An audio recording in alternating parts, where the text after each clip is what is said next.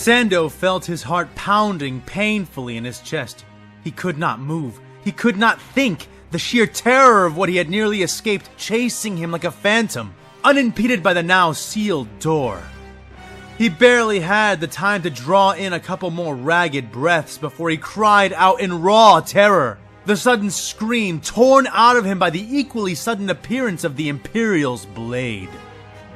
The glowing length of metal cut into and through the thick material of the door behind him, halting a foot from his face, the heat touching his skin even through his helmet. He rolled back and away as the sword began to slice upwards, beginning to carve a hole for its wielder. The clone hopped to his feet and scrambled down the corridor past the other clones who were setting up to defend the next choke point. Oi, Sando! Where are you going? One of the men called to his back, but he did not stop or slow, even as the sounds of other explosions, the heavy, pressurized punch of breaching charges, began to sound off behind him. The blasting started, followed by screaming, and Sando did not need to turn around or slow to know that more than one of the Imperial death machines had broken into their perimeter. The loud, thundering thuds of their explosive weapons quaked the air around him, making it hard not to think about those terrible guns, and how helpless he would be if one sighted down his fleeing back and blew him apart. He was one bend away from his destination, when a sealed hatch 12 paces in front of him blew open in a sudden spray of sage smoke and gunpowder. Sando sped up, charging with all his might, but could not pass before an owl-faced Imperial warrior loomed tall in the broken doorway. The wide lenses of her mechanized helmet burned an intense green, and he could see clearly that she saw him and would reach for him. He leveled the Imperial death laser he still clutched in his arms, and sprayed red lances of light into those green eyes, making the woman scream through the loud speakers in her armor and reel away, thrashing with the mace she held. Sando dared hope that this would be enough, only to be thrown halfway down the hall by the sudden strike of the armored Imperial's flailing power maul.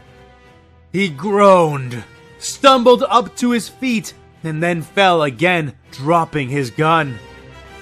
His left arm felt numbed by the grazing strike, and it was utterly unresponsive now, punishing his attempts to move with electrical jolts of pain. His whole left side felt thrashed, and his armor was cracked and shattered in several places, exposing the black bodysuit underneath. The clone grit his teeth and staggered upright, drawing a blaster pistol he had salvaged during their setup and defense, and continued his egress. Luckily, he found that the blow had tossed him down the way he had been planning to go and was soon at the room he sought. He slid open the door, almost falling inside the large room where the explosives were being primed. But when he looked up, he found the demo clones splayed out across the ground, their limbs and bodies shattered like broken toys.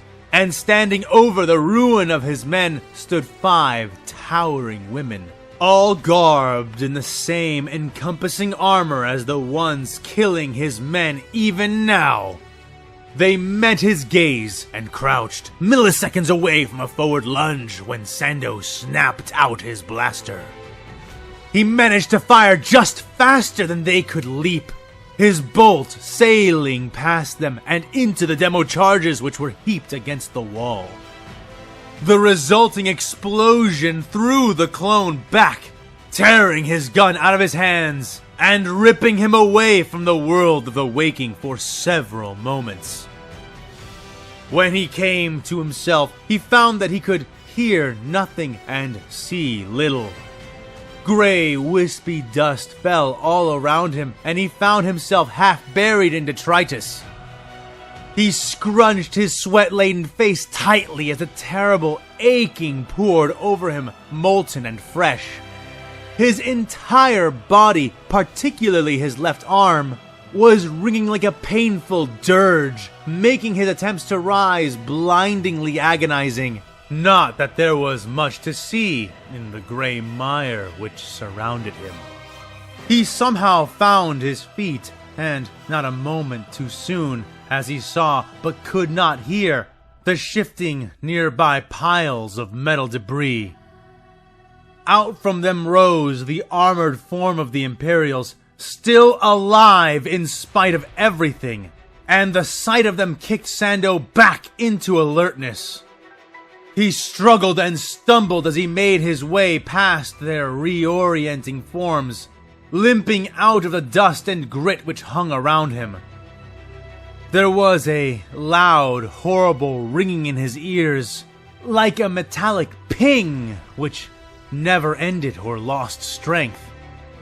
Sando tried to ignore it as he made his way over the wreckage of the room, angling for where he knew the hole in the wall must be. But the ringing only grew louder and louder, developing into a chaotic cacophony of familiar noises which his scattered thoughts simply could not place in the panic of the moment. However, one of the noises was growing louder and louder than the others. A high-pitched, continuous whistling which made Sando pause his escape attempt. He knew that noise, and collapsed down to his knees the moment he recognized it for what it was. The whistling of falling mortar shells. The munitions impacted ahead of him in a volley of overlapping explosions, the shockwaves from it blowing away the thick dust and spraying the prone clone with wind and rain. The battlefield was revealed to him, the lip of the breach which led outside only 2 feet from where he crouched. Before him was the cracked but still intact bunker dome of the holdout they had been sent to clear. The prefabricated structure smoking and damaged from all the various weapons fire it had already absorbed. Yet, its sturdy construction remained in more or less one piece. And the Imperials within continued to lay down heavy lines of fire from the slits and gun ports which, to Sando's relief, faced away from the building and down towards the avenue they overlooked. From down there and other structures across from them, the Vanguard forces were engaging the bunker and other Imperial forces which supported it. Casualties on both sides continued to mount without progress, at what was fast becoming a bottleneck, one which the entire main column would soon be forced into. But thoughts of the main column and the plight of the other clones were lost on Sando, who cursed through bruised lips and began crawling forward. He heard the crunching and stomping of the Imperials behind him, as they pulled themselves from the rubble and began to walk after him. His heart was beating in his throat, but a cold reality began to settle over him as he reached the back of the prefabricated bunker. He had nowhere to run, and couldn't even if he did. Leaning against the cracked, smoking wall, he turned himself around just as the menacing shapes of the warrior women of the Imperium came into full focus past the blankets of rain, eyes glowing in the torrents of wind and water. One put aside her odd and overly powerful slug thrower, drawing a straight, massive combat knife to finish him off. Sitting against the wall of their bunker, Sando understood the logic behind choosing a weapon which would not risk damaging their own structure further. But angled as he was, he could see something else as well. Above the Battle Sister and the weapon she raised high to end his life. The blade shattered under the pressure of a sudden blue bolt of energy.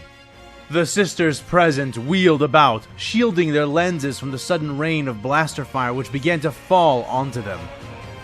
The roof access teams had begun to rappel down, their descent led by the venerated commandos of Delta Squad. There, Sando felt a burgeoning hope building inside of him as he watched 2 of the Battle Sisters fall onto the ground in writhing heaps and a third stagger. He had seen it all. The first sister to fall had taken 2 blaster shots into the face, one into each eye, courtesy of a red-painted commando wielding a sniper blaster. She now screamed through the speakers on her helmet, clawing like an animal at her eyes and helmet seals as she kicked and flailed. The second was also struggling on the ground as well, but not in pain, though her evident frustration was hardly the lesser of the two. It was with her and the third that Sando came to understand a weakness he had not known or seen before: their joints. The creases in their armor where mobility was required were vulnerable to the heated plasma and charged ions of their blaster rifles. The second fallen sister and the third, which had been staggered, struggled against the weight of their own armor as they tried to react to the oncoming rush of clones. But their armors were not recovering quickly enough, and the hardened plates began to crack and warp under the persistent firepower of the many clone troopers. The 2 other women were quick to respond, screaming chants born on words of frenzy over their helmet speakers, laying into the exposed clones with their explosive firearms, aiming into the center of their mass to maximize how many would be struck by each lethal blast. He watched them sway and shift subtly, holding themselves in order to minimize the exposure of their black, vulnerable undersuits. Even so, though the clones were exposed and without cover, they were also arranged so that all of their considerable number could fire down into the Imperials as one, and the results took meager seconds to resolve. The Sisters of Battle fell as the clone commandos touched down, screaming for mercifully brief lengths of time as they were, one and all, rapidly cooked to death inside their own suits.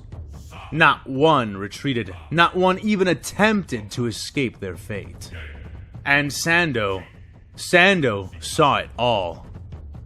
The leader of Delta Squad, a clone named Boss, came to Sando and hauled him up to his feet by his good arm. A clone in green paint named Fixer, quickly beginning to administer him Bacta via an advanced dispersal unit. He took a deep breath and took off his helmet, smiling as the rain poured over him and washed his face clean. Even as this went on, a clone in yellow paint by the name of Scorch began to strap charges to the wall Sando had been leaning on, humming happily as he did. Come on, said Boss. Sando blinked, mind spinning, feeling both fast and slow. He did not respond, but stumbled after Boss as he was pulled away. Hey, come on, snip out of a trooper, the clone commando said, hauling more urgently as he took Sando back into the building where most of the roof access teams were now taking shelter. The clone he was pulling along didn't seem to understand.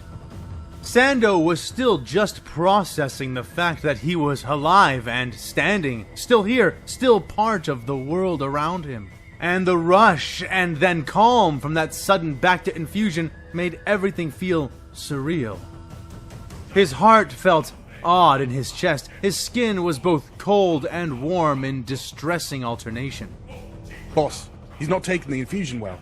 He might be going into shock, said the green clone from somewhere. What? Said the one called Boss, before he took either side of his own helmet and pulled it from his head, the seals hissing in protest as he did. Hey, look at me. Here, look at me. Breathe, brother. Slowly. Breathe, he said to Sando.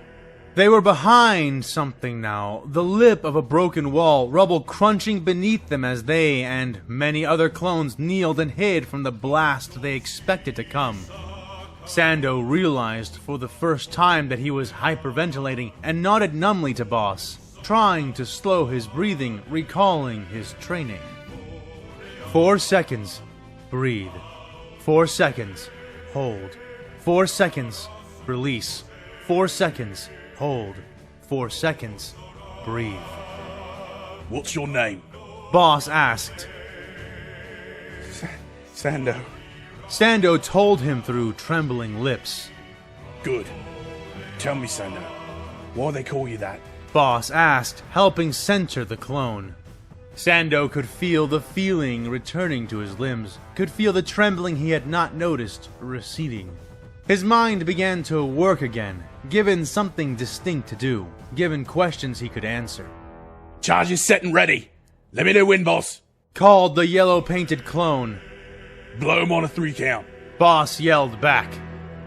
The yellow clone saluted and began to loudly and slowly count down as Sando began to answer.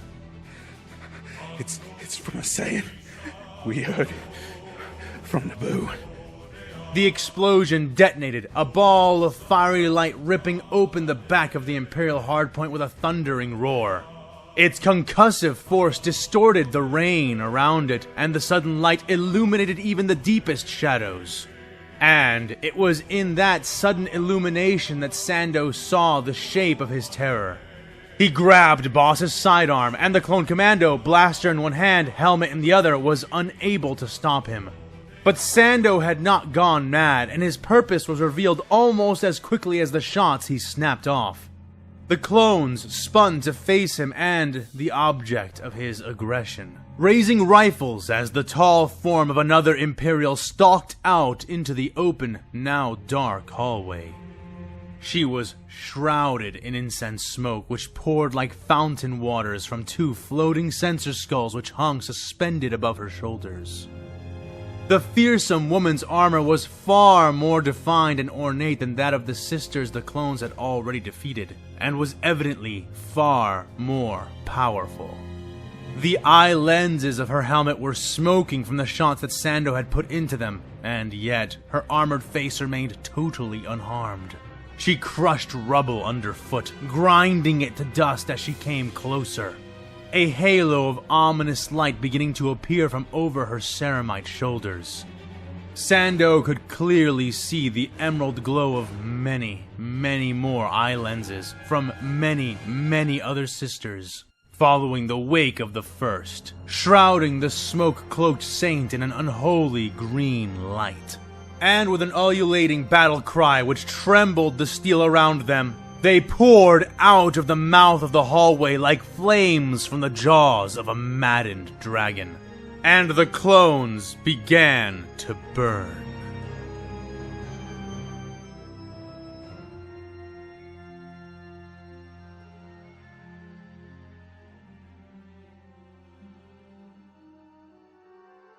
The Senate had come to its decision mere minutes before the news of the Second Battle of Axum reached the Republic capital world.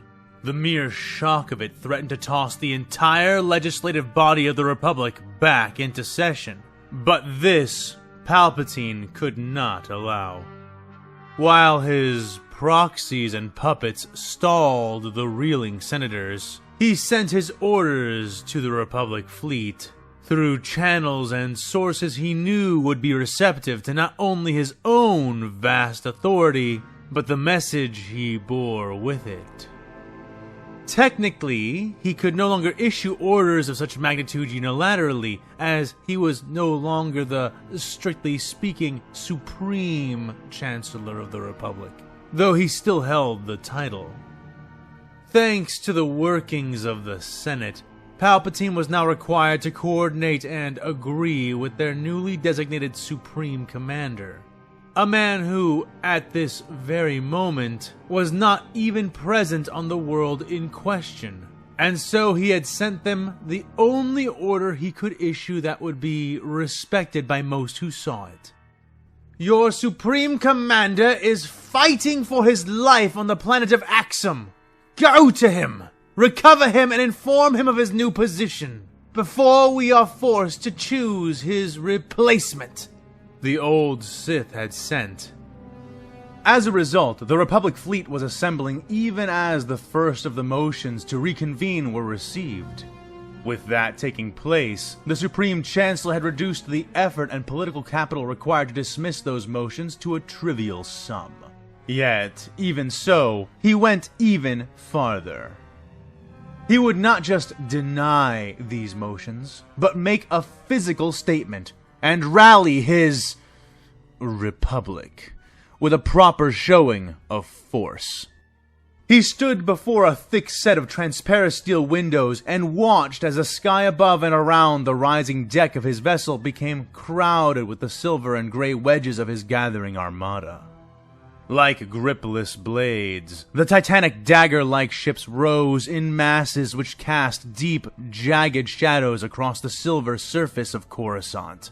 The mass of their martial numbers, compounded by the titanic forms of Republic Station tugs, each tailed by the even larger, bristling masses of the Golan defense platforms they were pulling into orbit. And around it all was the distant metallic haze of thousands upon thousands of fighters, bombers, boarding craft, crew carriers, and other, smaller support craft, moving between vessels and the surface of the planet like a frenzied cloud of countless irregular insects. The Supreme Chancellor stood aboard the bridge of his newly designated flagship, formerly known as the Glory of Coruscant before its extensive refits. Sidious had seen fit to give the ship a new name once it had emerged from the rings of Kuat and became his own. The Prosecutor sounded like a far more apt title by his own judgment, especially given his plans for the vessel. It was joined alongside her sister ships, the Call of Kuat and the Treasure of the Core, and the three massive vessels were further bolstered by the previously concealed strength of the Victory Fleet. Fully staffed and armed, loyal only to Sidious, and armed with the new, more warlike Victory-class Star Destroyers, the Victory Fleet, impressive though it was, formed only the tip of the spear, with various elements of the recalled sector fleets composing the rest of the Republic's massed armada. With this force, he would go to Axum and finally begin making progress after the setbacks forced onto his plan by these cursed new outsiders.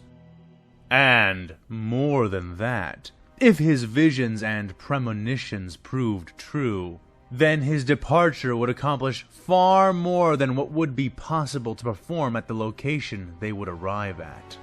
Just the thought of the possibilities brought a hideous grin to his face. "Supreme Chancellor," said the subtle voice of Sly Moore.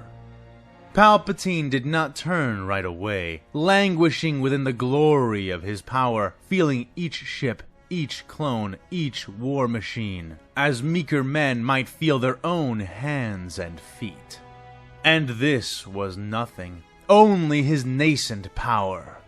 The Umbaran awaited her master's whim, and after a long enough time, he gave it. "Proceed," he said without turning. "I have news for you, Supreme Chancellor. News that you intend to follow the fleet action to Axum has been leaked, as per your orders. The reactions are as expected, but the result will be determined, as you know, by the success of our actions on the field. And as you predicted, none of the Greater Senate have volunteered to do the same. All are choosing to remain on Coruscant," she said. "And Senator Amidala?" he asked into his reflection. "She has vanished. We currently do not know her whereabouts," she said.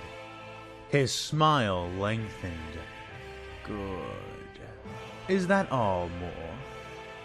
"No, there is one other thing. The tactician we were promised has arrived," she said. "And is the Prophet plan feasible?" asked the Supreme Chancellor. The pale Umbaran made a subtle gesture with her mostly concealed hand, activating projectors behind Sidious, which brought the plan before him to be inspected in clear, three-dimensional representation. The Dark Lord of the Galactic Republic slowly turned around, Sly Moore and most of the others on the bridge kneeling as he turned his regard, first to them and then to the plans. As his eyes scanned them, Sly began to speak from her kneeling position.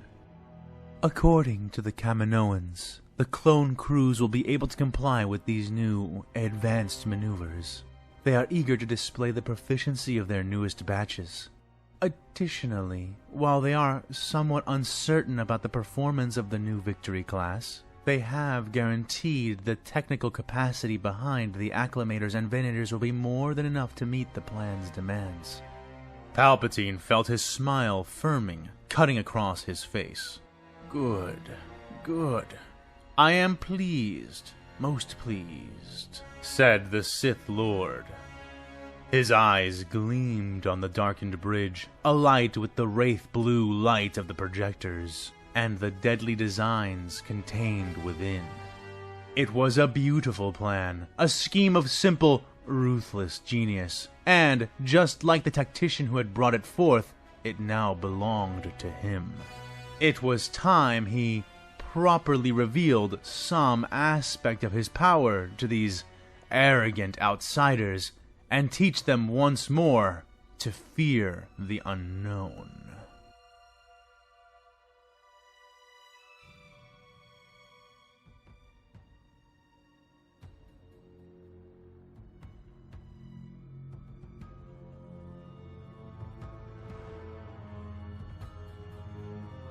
We are nearly there. It will be around this corner and likely guarded. The Marine whispered as they crept down the way. How heavily guarded do you expect it to be? Anakin asked back, stalking the large, armless man's shadow, saber drawn, but deactivated. The Marine grinned. It would not be enough. Not now. This prison, as you call it, has only 8 cells and is largely a secret to the entire ship. This hidden facility and its adjoining structures are the personal pet project of an Inquisitor, a powerful lord of the Imperium by the name of Taha Wyver. Due to the nature of his constraints and secrecy, the facility is necessarily small, and thus less secure than they like. Kaon said as he crept low, coming to kneel beside the bend in the hallway. Anakin nodded, remembering the encounter that had led him down here in the first place.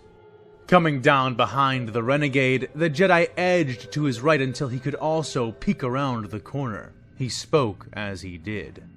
The imps did seem anxious about you when I first met them, and couldn't wait to execute you, in fact, Anakin said. The Marine almost chuckled at that, but suppressed his reaction. A moment later, Anakin was able to see why, as he caught sight of the defenses which barred their path. 2 massive steel doors at the end of a narrow corridor, which started wide after the bend and then became smaller and tighter the closer they came to the doors. The space on the sloping walls was not left vacant either, with several servitors built into them and the ceiling, each one grotesquely fused with a large weapon emplacement, their dead, bloodshot eyes scanning for targets. They were arrayed to have clear firing lines past each other, a task made infinitely easier by the narrowing of the walls they were built into. Lastly, 2 masked women, not unlike the ones who had escorted him down here, stood sentinel before the doors, each one hefting a shield in one hand and sparking power maul in the other. I can hear 7 servitor turrets built into the walls, Kaon said. Close.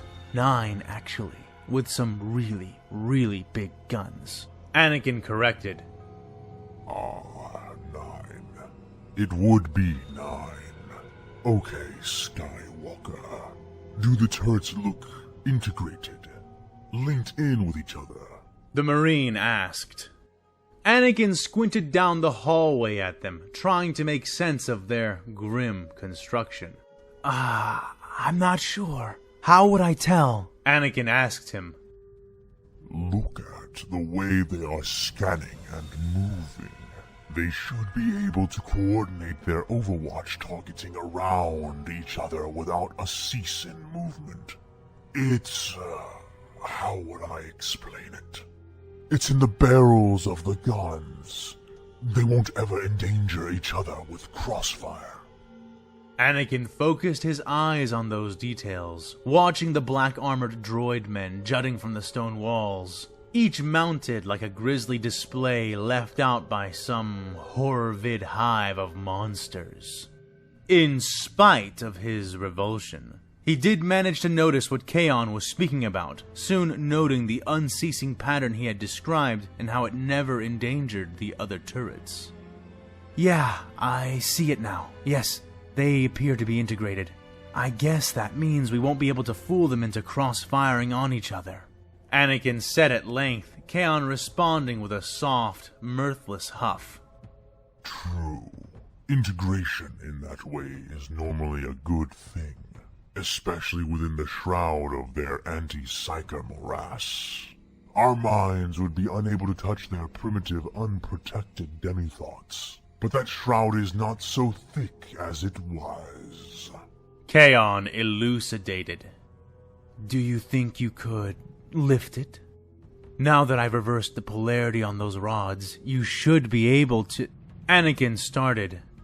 I can, but it's a strange power that I'm using now.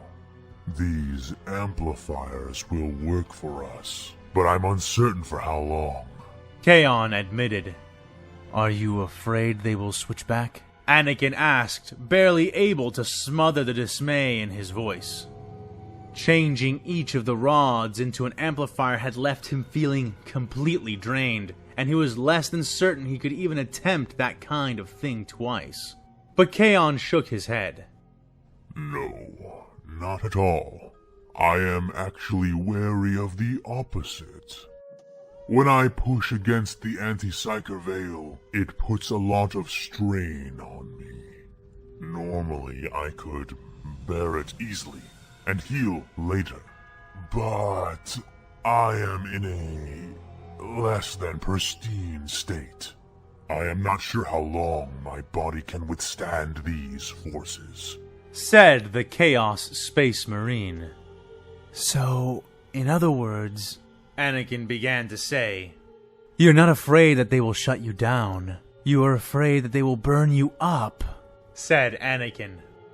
Kaon chafed at the wording, but nodded. I fear nothing. But yes, that is more or less the gist of my concern. I will need to create a space again when we find my weapons. And it is for that task that I must conserve my strength. The longer I am strained here, he led, the less chance we will be successful where it counts. Anakin concluded. Precisely, said Kaon. All right, then I'll do it, said Anakin. What? Asked Kaon. I'll lift it myself, Anakin asserted. How? Kaon asked, already knowing the answer. In response, Anakin reached up and took hold of one of Kaon's shoulder-mounted black stone rods. Like this. If these rods can amplify your power, they should be able to amplify mine. I'll lift it and hold the veil up. If I can do that, do you think you can incapacitate those defenses? Anakin asked. Kaon smiled inwardly. I know I can. But you will only be using one rod. I have all 12. Whatever the strain to me might be, you will be dealing with worse, the sorcerer cautioned. Anakin's face tightened, but just as the Chaos Space Marine had predicted, he did not shrink away from the task. I'm less roughed up than you are. I can take it, said the Jedi General. Kaon nodded, feigning reluctance. The Jedi had no idea what he was about to attempt, and soon he would expend all of his strength and force the sorcerer to take over him. Once that was done, they would be connected through the black stone rod, and Kaon would do what he needed to do. He would depart his ruined flesh and begin anew within the stolen body of this good-natured fool. It was a sour thing for Kaon to reward trust and alliance with treachery. But it was a far more sour thing to remain within the husk he had been reduced to, while under the tender care of his Imperial hosts. Ever since the moment he had felt Anakin manipulate the Blackstone, he'd known there could be no other way. Already the Jedi was flagging in his strength, and Kaon had no doubt that the man would feel pain once the moment was upon them. I will honor his struggle. I will do what I can to forewarn his doomed republic. He decided. He would do that much, at least. Are you ready? Kaon asked. Anakin nodded. Should I try to build up to it, or give it all I have all at once? He asked. Kaon thought for a moment. Give it everything you have. You will need at least that much to lift the veil. Sustain that effort for as long as you can. It shall not take long for me to finish the work, said the sorcerer.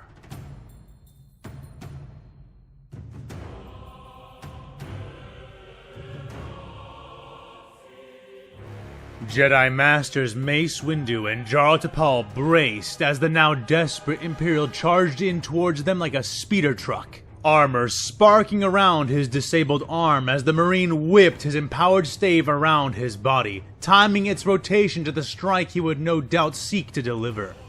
The two masters extended their hands to seize him again, but this time with the librarian being aware of the two, the tactic did not work so well. Instead, their minds and wills met his own, cast out into the void between them in anticipation of this tactic.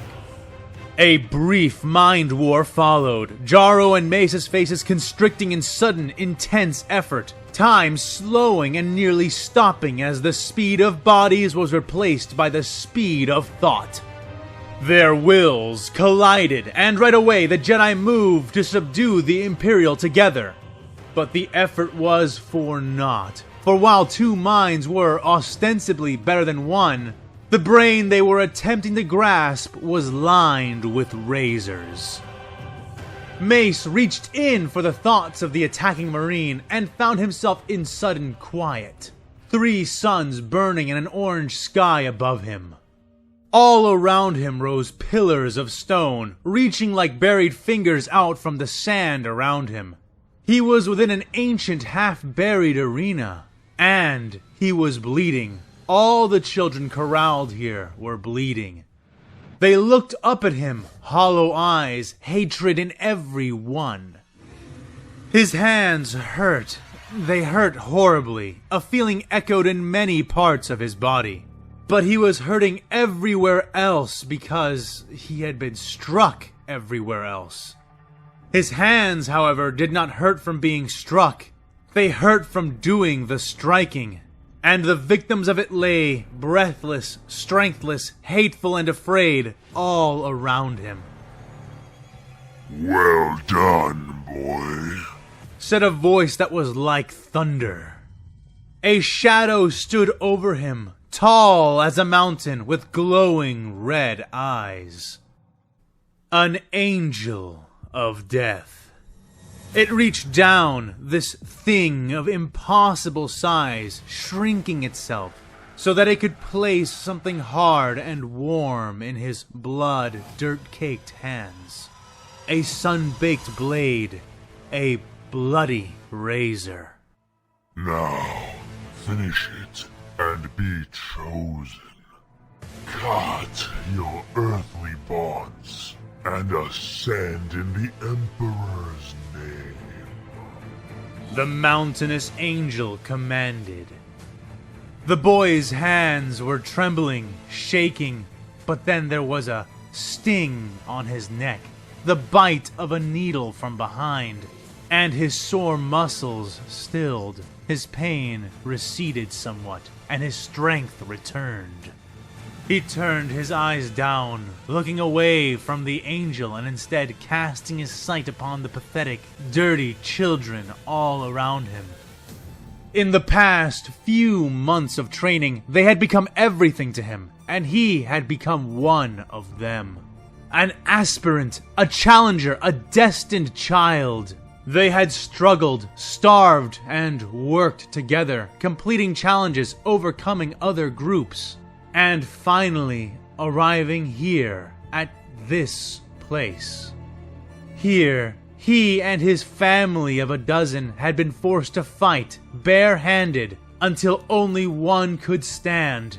And that one, the Anointed One, was he.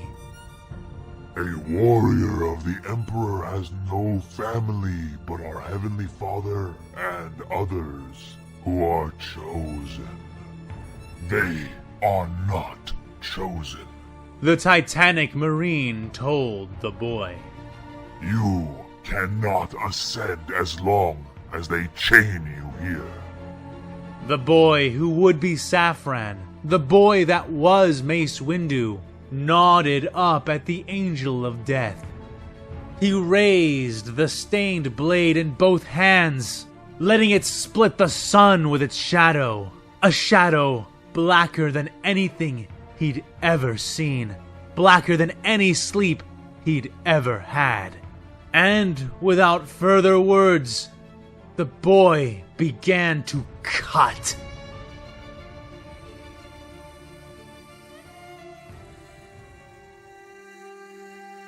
Major Lazarus squinted his good eye as the hatch opened and took in the moist air. He felt like death itself, and not in a good way. Every single cell in his body was sick, adjusting less than well to the plethora of hastily applied cybernetics, drugs, and stimulants which had been used to keep him going. He'd been grateful for the time he'd been given to rest while with the Calambian Eagles, but his time with the Scions had ended abruptly, and before he'd even been able to properly thank them, they were gone, off to another objective. The rain he stepped into was starting to abate, but that still left his troops dripping and soaked to the bone. They stood before him, assembled in ranks, or as close to ranks as they could manage. Decimated, but victorious and alive, though only barely. Cadians, Calambians, Kriegers, Vestellans, Tech Priests, Abhumans, and the shards of what remained from those regiments that had been sent to aid Lazarus stood intermingled, grouped where they could do so easily, but otherwise unable to find the energy for the effort. He saw a one-armed Calambian sniper slumping under the weight of his tall, pristine sniper rifle. He saw a young, unmasked Krieger leaning against a Cadian woman, her worn, dirty face streaked by bloody black hair. He saw a trio of enormous Bulgrins, all bleeding from wounds of various sizes, yet concerned only for the figure the three held between them. The massive men were all weeping silently, trying to stifle their sorrows as they cradled the mangled body of their commissar, the dead man seeming childlike in their massive hands. The sight of them, all of them, straightened Lazarus' spine and hardened what failing metal the man had left.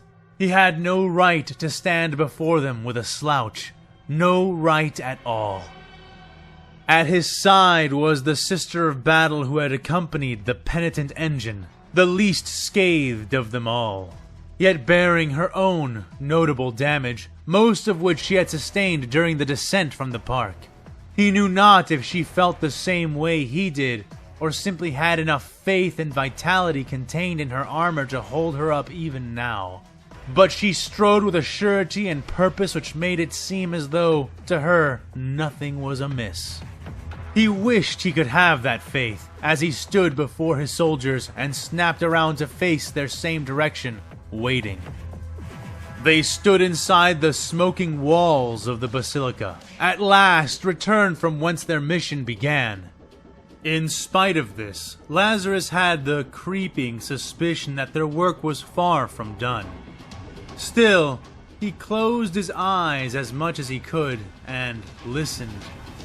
While the sound of distant battle marred the air from afar, there were noises which were blessedly absent from the cacophony. No more artillery fire fell on the base, and that, he knew, was because of them.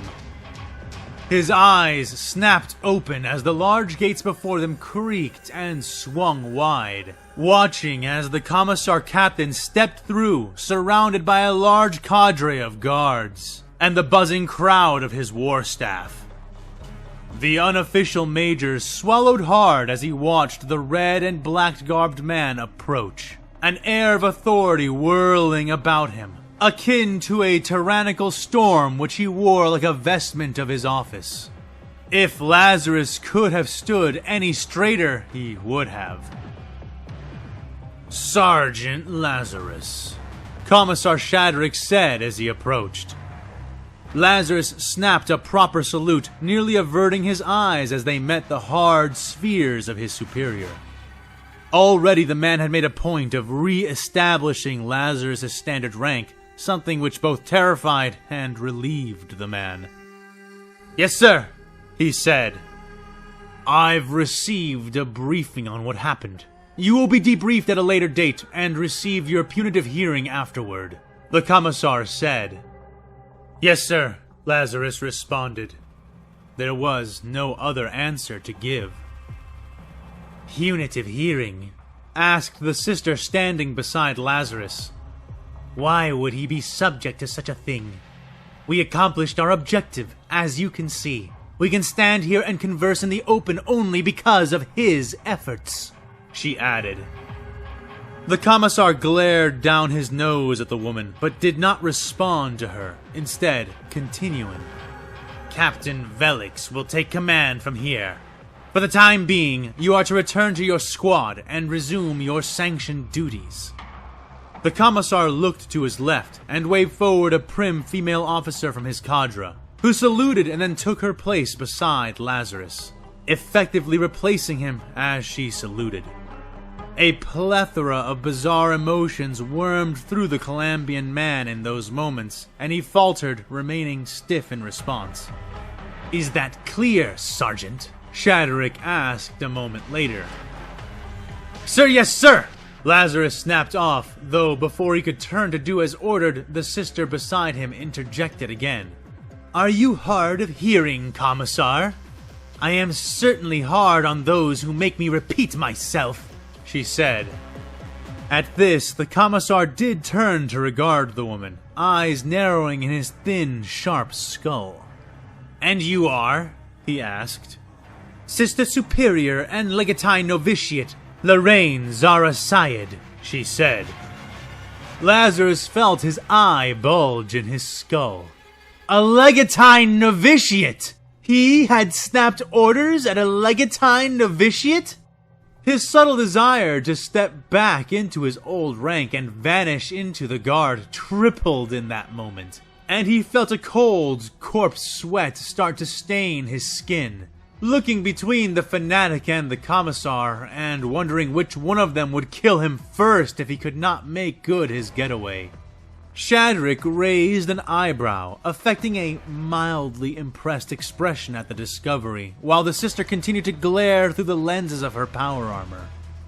He acted in a capacity far outside of his rank. "It's as simple as that," he said. "He acted in accordance with the will of Sister Rajulia," the Sister Superior said. "The Sister Palatine does not have the power to enforce her will on the Astra Militarum," the Commissar retorted smoothly. "And all of these soldiers are aware of that. There may be unusual clemency granted in light of these equally unusual circumstances, but that will be decided by myself and other officers involved at the hearing, which will take place in the future. Not here, and not now. Here and now, I need these soldiers ready to go to the front." Lazarus felt a pit open in his stomach.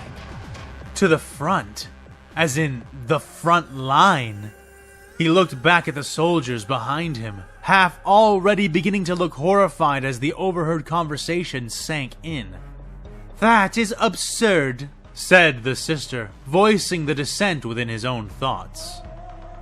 Major Lazarus and his men have just returned from a taxing mission in which all of their cunning and force was required to attain victory. You cannot reward that by throwing their lives back into the furnace so quickly. These soldiers need food. They need rest. Sister Lorraine shifted her grip on the enormous bolter she still held, voicing several curses worth of agitation by the gesture alone. The commissar seemed unimpressed. Sergeant Lazarus and these soldiers need to get back in line and prepare to do their duty. And you, sister, need to get back in your chapel and cease this interference.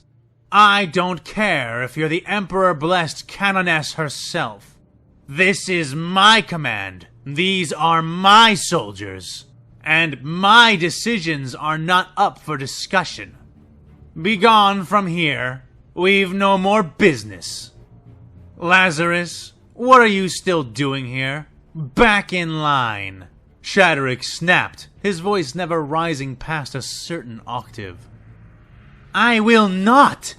Major Lazarus, remain where you are! The Sister Superior spat. Lazarus felt his legs jerk, but he remained rooted to the spot, unsure of whom he'd be more terrified to disobey. That, more than anything else, shook the Commissar, whose calm face broke into a scowl. His arm hitched up, his hand landing unsubtly on the grip of his own bolt pistol, and the sister audibly scoffed through her helmet. Draw that at your own peril. I am not one of your guardsmen, to be discarded at your leisure. Fire upon me, and it will be the very last thing that you do, Commissar Captain, she warned, not even bothering to lift her own weapon. If I choose to open fire on you, I will not do so alone. The Commissar shot back, giving a short nod. In response, the cadre of guardsmen around him drew their weapons and sighted the sister down on their scopes. This time, a grin cracked across Shadrick's face, though only a subtle one, and the sister did not scoff again, knees bending slightly as she took a half-step back, weapons still aimed down. Then, a distant bell high atop the tower began to toll, and the Commissar's face wrinkled into a hideous scowl. Stand down! These men will submit to my will. As I said, I do not care if the Canoness herself attempts to intervene. This is your final warning, Sister Superior. There will not be another, he said. I will not stand down. These men deserve better, all of them, and I'm going to make sure they get better, she growled. Lazarus became aware of another large force entering through the front gates of the basilica not far away, but refocused his attention on the deteriorating situation before him, nerves fraying, standing rigid as a gravestone. The sister's feet groaned softly against the rockcrete floor, and the Commissar's hand tightened fully around his weapon, his thumb unclipping it. Then you have chosen to... Commissar Shadrick began to say, the grip tightening on his gun. Commissar, wait! Please, this has risen far out of hand. Lazarus began to interject, but when he was interrupted, it was not with a vocal retort. Faster than even the sister could catch with her auto-sense-assisted helmet, Commissar Captain Shadrick smoothly drew his bolt gun and fired it into Sergeant Lazarus's gut. The bolt struck his carapace armor and was halted, knocking all of the breath out of the man before detonating and shattering the struck plate utterly. Gore and shrapnel sprayed as Lazarus was thrown off his feet and onto his back, eyes blank, staring up without blinking. More weapons were raised, though, to Shadrick's shock and subsequent dismay, it was not the sister's gun which rose first, though it did raise quickly. Nearly as one, the assorted, haggard soldiers raised their weapons, from the one-armed sniper to the two wounded guardsmen. each leaning on the other, and even the three Bulgrins, who understood aimed guns well enough to follow who the enemy was, raised their gigantic shotguns.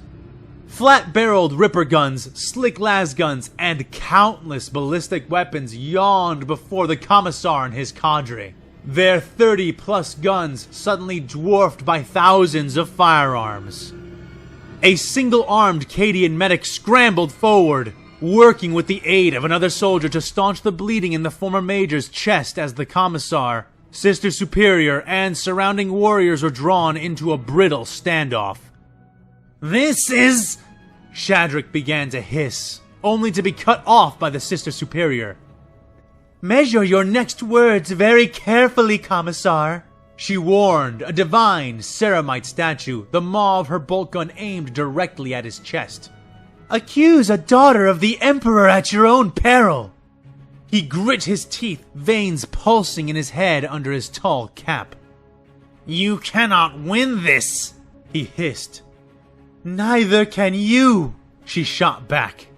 And soon they were not alone. In only a short time, both forces found themselves surrounded by a third player. New, more numerous weapons raised inwards towards the Commissar, his men, and those opposing them. The Sister Superior was the first to drop her aim back down to the ground. "Lower your weapons!" she called to the army at her back, and, hesitantly, they did. The Commissar's soldiers looked around nervously, but held still as statues, keeping their aim trained on the initial rebels, fearful of what would happen if they swung to aim their guns at the encircling force. An ocean of steel masks surrounded them, all cast in the face of the Lady Dominica. Metal teeth clenched in perpetual expressions of divine hatred. The women wearing them bore lasguns, autoguns, and many, many hefted lit flamers. Over them, standing taller than their sisters, were the true members of the Adeptus Sororitas, clad in their power armor and shouldering monstrous bolter weapons, and even larger implements of flame and death. Though the hordes of novitiates wore little more than flak armor over sackcloth garments, even they had masks lined in silver and gold. The true sisters bore the colors too, though with the addition of red as well. Blood red, divine gold, and metallic silver, the colors of the divine cohort. The colors of the Canoness Superior of the Order of the Emperor's Bride. Shadrick scowled and lowered his weapon, his men following suit. If Sister Palatine Rejulia had been a thorn in his side, then the Canoness was a sword poised over his head. She revealed herself soon enough, the crowd splitting to show her enthroned form, flanked by her advisors and guarded by her two daughters, both legatine legends of their order. They wore their full panoply of war, but not the Canoness herself.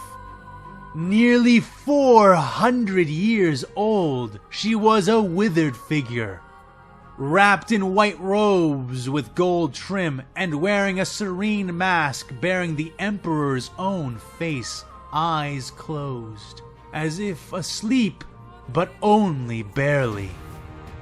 The elder was seated on an enormous pyramidal palanquin, her body cradled in an audacious throne of solid platinum.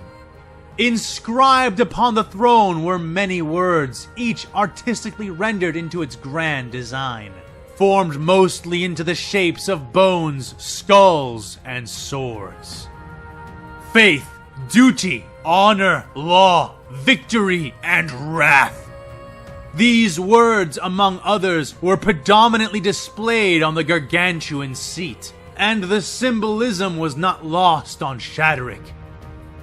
Beneath the throne labored 22 criminals and heretics, most in various stages of robotization, each struggling with all their might to keep the huge construct aloft over their heads. Above them, the throne itself was so large as to dwarf the women sitting within it. The Canoness only able to reach and lean upon one handrest at a time. The chair was a symbolic representation of the Emperor's authority, her mask a symbol denoting her as worthy of wielding it. It crushed the heretical and the unworthy beneath it, even as it elevated those who embodied its substance. Before it, the soldiers of Lazarus' legion began to kneel, one by one, and then 10 by 10. And then, even Shadrick's own men began to kneel, bowing their heads. Shadrick was their commander, but the Canoness was, to many present, the heart of their faith in the Imperial Creed. And while the Commissar hated to admit it, her presence was an undeniably staggering one. How could one look so frail, and yet so unbearably powerful? Her advisors fell silent, watching from the sides of the throne as they were brought closer. The twin Legatine sisters walking alongside it, sparking blue power swords drawn, jump packs flaring. Bright orange eyes peered at him from between the seams of the Emperor's closed eyelids, and soon a voice called out to accompany the hidden stare, carried through the air on subtle but powerful audio howlers. "Commissar Shadrick," she said, her voice frail yet sharp, like a crystalline sword. He expected her to question him, to demand an explanation, to seek an understanding. She did not. "Kneel," she ordered. There was no compromise in her voice, no maneuver, no guile. She had just given him an order, and, slowly, Shadrick realized that he dare not disobey it. Trembling with rage and pacified adrenaline, the man swept his cloak out and kneeled before the palanquin. He expected her next words to come soon after. They did not. Instead, he heard a sound he did not understand at first, and once he did, it took all his might not to look up and gawk. The sound was the soft, rhythmic tapping of light, old feet slapping against metal, and soon he felt a long, thin shadow fall over him. And Commissar Shadrick knew she had descended her throne and now stood over him. Sweat trickled into his collar, and fear joined the other emotions swimming in his mind. He had been unaware that she could even walk, at least without assistance. Ravaged by age and centuries of battle, he had not heard of her descending her throne in public for decades. The novelty of the act was the truly frightening aspect of it. What did she intend to do? A withered hand came into view, bejeweled in various rings and items that seemed like rings. After a pause, he took the hand gently and kissed it, the act forcing onto Shadrick the full realization of how little his military command meant here and now. This was not his castle, it was hers, and she was not queen of this place, she was empress of it. Her hand pulled away after a moment and fell onto his shoulder, a pressure pressing down on him as the Canoness lowered her masked face so she could speak into his ear. "Confess," she whispered. "Confess, and I will be merciful." Shadrick's blood ran cold. What was she speaking of? What did she know? He dragged in a shuddering, tremulous breath, gathering himself. She knew nothing. If she did, she would not be waiting for a confession. That fact in mind, he looked up, meeting her hidden orange eyes, and lied. "I have nothing to confess, Canoness," he said in a low voice. She stared at him, neither nodding nor looking away, her eyes fixed on his in a way which made the Commissar regret his decision to meet them. But that contact was broken by the intrusion of a third party. "Canoness!" The cry came from the ground, from the one-armed Cadian medic who was, even then, attempting to tend to Lazarus. "Canoness, I cannot save him! This man saved our lives! He brought the Imperium victory where we could only expect defeat! He deserves to live!" she pleaded. The Holy Lady of the Sisters turned her mask to regard Sister Lorraine, and she nodded, speaking a moment after. "It is true. Had we air support or artillery, even dedicated reconnaissance, the battle would not have been swayed against us. But when it did, it was Major Lazarus who swayed it back. He acted far above any capacity that could have been expected of him. Rajulia saw the will of the Emperor when she chose him to lead," she said. The elder woman, all wrapped in white, nodded and strode past the commissar, leaving him forgotten and kneeling in her wake. She knelt down beside the dying form of the sergeant-made major and stroked her hand over his face. No, he was not dying. He was already dead. "Can you save him?" asked the medic. "His duty is ended," said the canoness. "He has gone to the Emperor's side. However," she added. She drew back her hands and carefully began to remove her jewelry, taking off each ring carefully and setting it aside upon the ground. Once her hands, old and thin and withered, were bare, she hiked up her sleeves, revealing the ravages of her age in the pale flesh there. Skin once filled with vital muscles was now loose and wrinkled. Calluses hung suspended in her hands, and bones could be seen in the remaining shape that was left to her. Those old hands moved down over the former major's face and chest, moving without a tremble, and with such grace and precision as to remind the watchful that, old as she was, she had been and remained an instrument of the Emperor's wrath.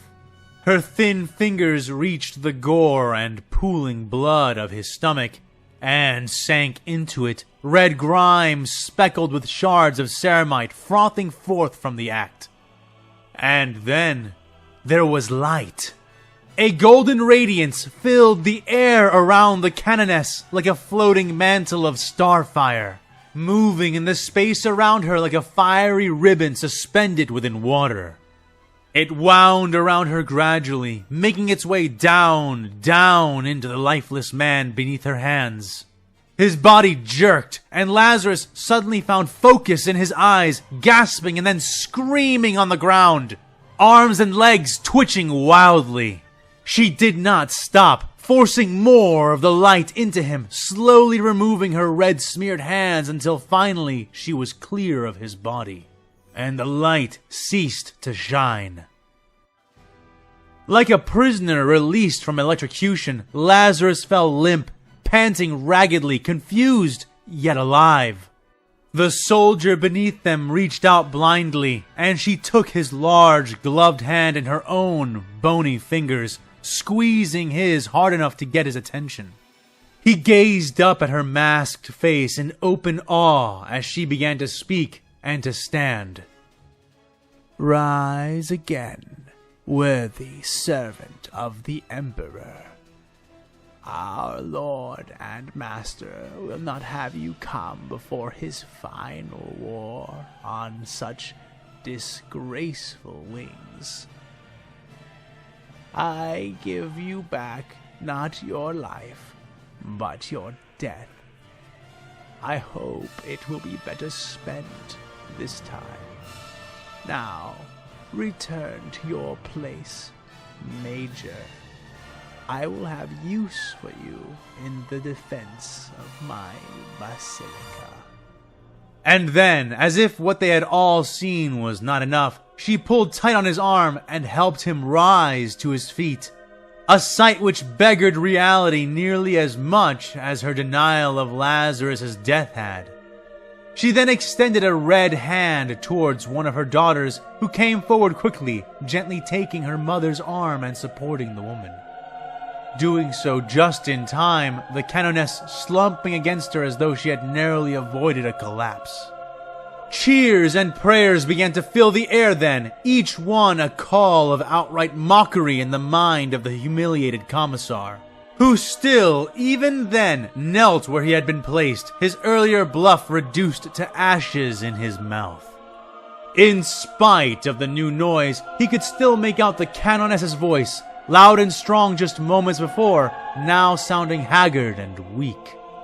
"Take me back to my throne," she breathed to her daughter. "Yes, mother," said the towering, armored Sister Legatine, aiding her Canoness in ascending the steps once more.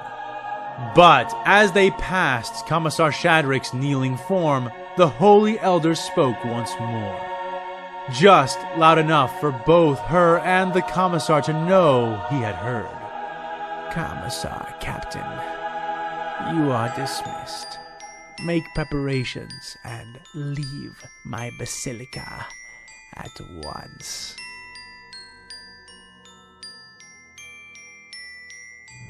We have always walked this path. From our birth we knew the light. I was raised knowing I'd balance faith and might. Not once now have I doubted, and not once have I left your sight. I feel your strength always by me, guiding my fight. Oh, I am but a voice of the choir, singing a hymn that will decry their heresy. So wash me in fire, let me be the fire, the purging flame that cleanses the world anew. So pause your shaking hands, hold your doubtful thoughts.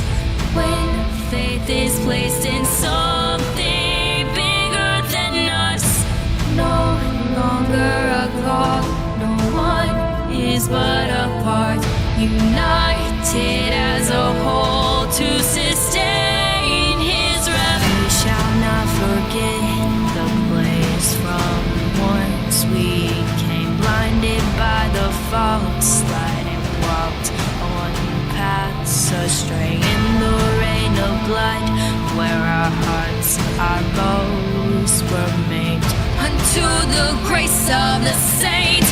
When then die you